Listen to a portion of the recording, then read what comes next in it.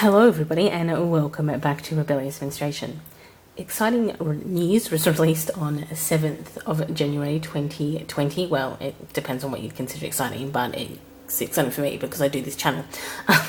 Regarding toxic chemicals found in THINX underwear. This was discovered when a journalist sent new pairs of THINX underwear that she had purchased to scientist Professor Peely? Dr. Graham Peasley, I think, is a nuclear scientist with the University of Notre Dame who discovered PFAS chemicals in food wrappers in 2017. PFAS are polyfluoroalkyl substances, but we're just going to call them PFAS for, ease. This is a chemical associated with cancer, decreasing immune responses to vaccines, and reduced fertility. Even low exposure to PFAS has still indicated harm to health. PFAS do not degrade in laundry or washing, meaning that they will not wash out or reduce over time. Jessica Choy is a columnist for the Sierra Club magazine and frequently posts regarding reusable menstrual products. I found this article through a Fast Company article by Elizabeth Segran, published on the 13th of January 2020. These articles, of course, will be linked down below so you can go and check them out for yourself. If you've watched my video on why I don't use THINX, essentially due to the dumpster fire the founder of THINX created by being an awful manager, owner and CEO. Since this company has had new management, they're always worth a kind of a second chance or shot. However, Choy use both Lunapad's leak-proof menstrual underwear as well as THINX. But Choy also states that she was having difficulty getting responses from these organic period underwear and swimwear companies regarding actual sustainability claims and, of course, ethical workers' rights. This is what led her to send new and unused Lunapads and 3 pairs of THINX to Dr. Peasley's team. The THINX organic between and shorty underwear for teens contained 2,053 parts per million of PFAS, and the organic brief underwear had 3,264 parts per million. This would indicate that PFAS have been intentionally made into THINX, or intentionally the PFAS was present in the materials that they were using when they made THINX. Of course, THINX at the time did not respond to Choy's repeated requests for comment. In addition, Peasley's team found very high concentrations of copper inside the crutch and zinc throughout the padding, as well as non-migratory silver. THINX states on their website that they use non-migratory silver to control odour and prevent the spread of bacteria. However, studies quoted by Choy indicate that silver can have adverse impacts on the vaginal flora, leading to a potential overgrowth of harmful bacteria, allowing for bacterial vaginosis and other health complications to occur. So the zinc and the copper weren't meant to be there, but the silver obviously was, because THINX states on their website that it is meant to be there. Other studies regarding non-migratory silver, which is primarily used in like sporting wear, because obviously when you're working out, you want to be a bit, absorbs your sweat and moves your sweat around, makes you smell a bit less if you're working out. But studies tested on sporting goods who use non-migratory silver have shown that they actually don't do that either. So Lunapads has been around since the early 90s and have a wide range of reusable products, including period underwear. The company advocates for sustainable chemical-free products, and the testing from Peasley's team show that they contain 0 PFAS. By the time Elizabeth Segran wrote her Fast Company article, which obviously appeared 6 days after Choy's Sierra article, THINX had finally decided to comment and contested all of Choy's statements and the scientific testing performed.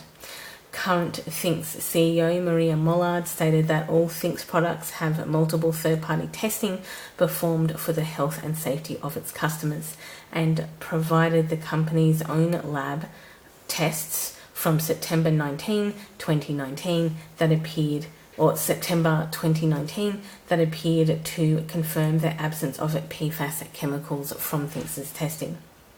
Segran then approached Choy about the discrepancies. He stood by Peasley's results and the resulting concern that these products contain chemicals despite their organic label.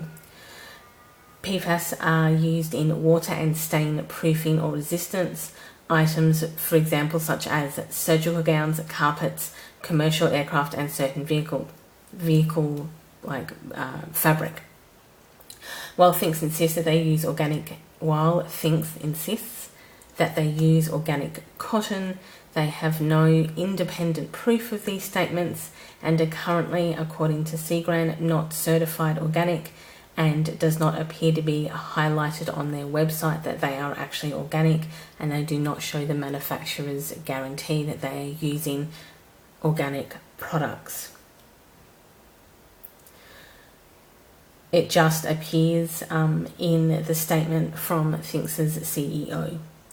So all in all, it was an interesting all-round article and updated commentary about the THINX company.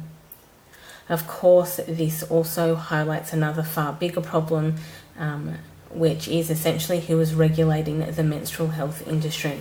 While tampons and pads are regulated and have been since the Rely scandal, I have done a video on that. I will try and link it at the end of this video so you can see what happened with the Rely scandal. In 1979-81, these alternative menstrual products like underwear, they remain essentially unlisted by regulatory bodies, unlike, say, menstrual cups, which are considered, along with tampons and pads, to be listed on, America has the FDA, Australia has the Therapeutics Goods Association, TGA administration, TGA.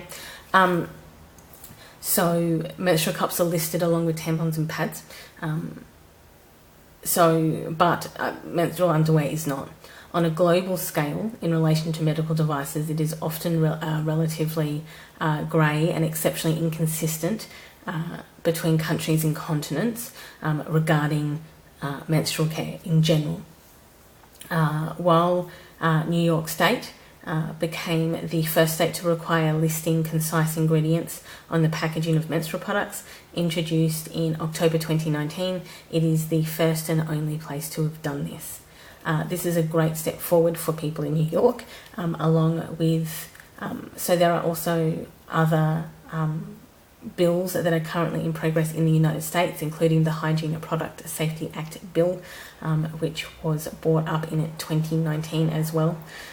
There are significant alarm bells when chemicals such as benzene and chloroform and phthalates have been found in menstrual hygiene products, and quite often organic components have not withstood scrutiny either, with certain components testing as volatile and unhygienic. These types of reports can create uncertainty and fear among consumers, allowing growing discontent at the lack of vital research into and surrounding menstrual care, making an already bad situation even worse. Again, I will link these articles down below. There are probably going to be more articles out in the coming weeks in regards to this, and so I'll be watching this with kind of a lot of interest, because obviously I'm interested in menstrual health.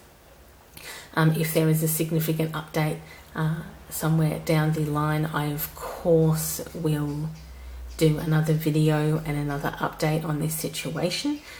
This was just too interesting to ignore, and so even while I usually post on Mondays and Thursdays. What I'll do is I'll probably put this up sooner, just because I would like to get this out there.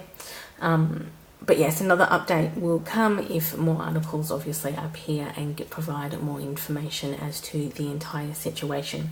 So appearing on your screen should be a subscribe button, and hopefully the videos to the Rely scandal and the THINX scandal, and a subscribe button. Thanks for watching. Enjoy your morning, afternoon or evening, depending on where you are in the day, and I of course will see you all next video. Bye everyone.